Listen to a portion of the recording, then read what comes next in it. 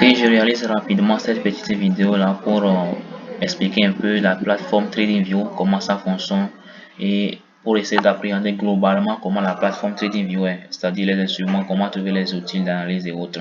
Alors nous allons dans notre navigateur, moi je suis dans Firefox ici, nous allons taper TradingView. Voici ce qui vient premièrement. Là, c'est ça, TradingView. Maintenant vous lancez la recherche. Ok, vous cliquez directement sur le premier lien. Là, c'est sur la version ordinateur. Ceux qui sont sur la version téléphone peuvent également télécharger directement l'application, c'est mieux. Maintenant, moi, je choisis Forex ici. Je choisis une paire de devises au hasard. Je prends euro vers USD. Ok, maintenant, je vais voir ça sur les graphiques.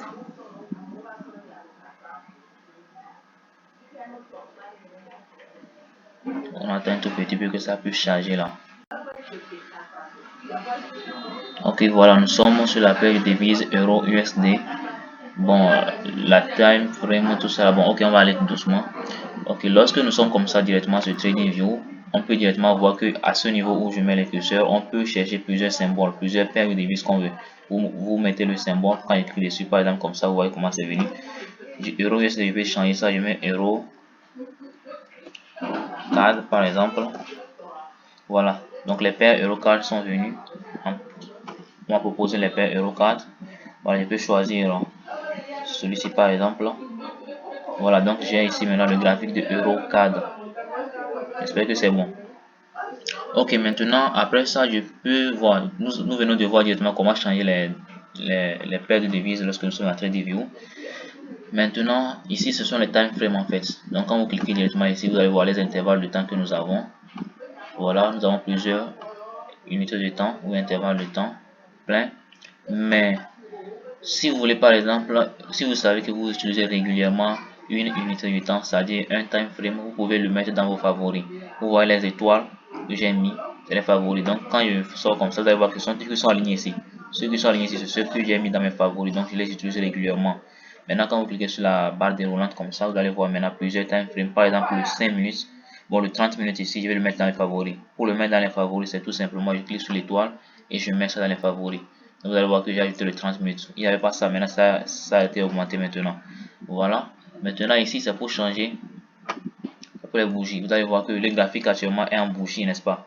Maintenant si je clique ici comme ça, je peux changer maintenant pour avoir des bougies creuses.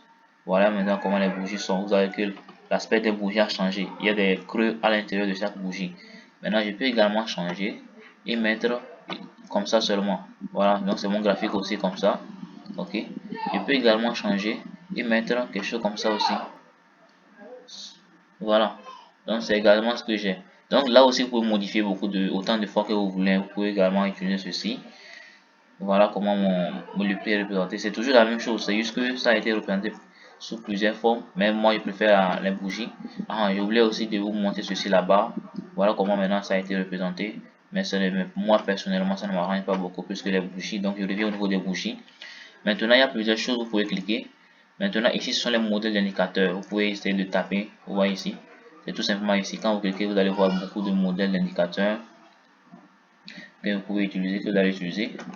Ok, maintenant nous on va rapidement quitter là-bas, maintenant voir ce qui nous intéresse le plus. Ce qui nous intéresse, c'est ça que moi j'ai en bas ici là. Vous voyez là où je suis en train de mettre les curseurs. Bon là, moi je les ai ajoutés aux favoris, c'est pourquoi ça a été directement ici en bas, puisque je les utilise régulièrement aussi. Vous voyez, je les utilise régulièrement. Maintenant je vais vous montrer où trouver ça. Vous revenez tranquillement à gauche de l'écran en haut, vous allez voir qu'on a plusieurs choses. Premièrement ici, quand je clique sur les curseurs, le points, la flèche, la gomme. C'est tout ce que tu peux utiliser pour utiliser ton analyse. Voilà, maintenant vous voyez le curseur en train d'aller. Vous le voyez. Vous voyez le plus là. Voilà. Maintenant je peux mettre par exemple un point. Donc maintenant vous voyez que au milieu là-bas ce n'est plus un plus mais c'est un point. Lorsque je bouge mon curseur, ce n'est plus un plus mais c'est un point maintenant. Je peux également revenir et prendre une flèche comme ça. Donc quand vous venez, quand je viens comme ça, c'est une flèche plutôt au lieu de un point ou bien un plus qu'on avait vu. Donc vous pouvez également modifier autant de fois que vous voulez. Maintenant, on va aller maintenant au niveau des barres, des outils de tendance. Ici, nous avons plein de choses. C'est ici même, il y a tout. Il y a la majorité des choses à utiliser. Voilà la droite de tendance. Lorsque vous voulez tracer les droits de tendance, vous pouvez utiliser ceci, les rayons, les lignes info, tout ça là. Donc, vous allez venir tout simplement, vous allez prendre le temps,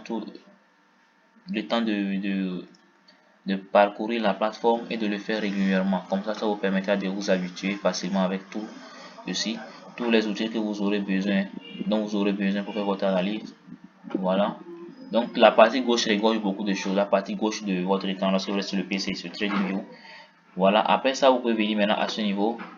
Voilà. Ici maintenant, vous pouvez faire le retracement des Fibonacci, les prolongations et tout ce qui est comme figure. Vous pouvez seulement circuler. Donc je vous montre seulement comment les retrouver et vous allez aller maintenant essayer de parcourir tout ça, la découvrir par vous-même comment les choses se passent. Ah, je vais supprimer ça.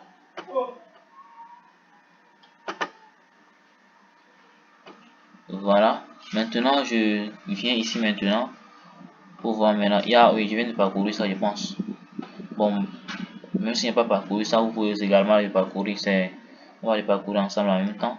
On a plein d'outils là-bas également, les figures, épaule, tête, épaule, plusieurs choses.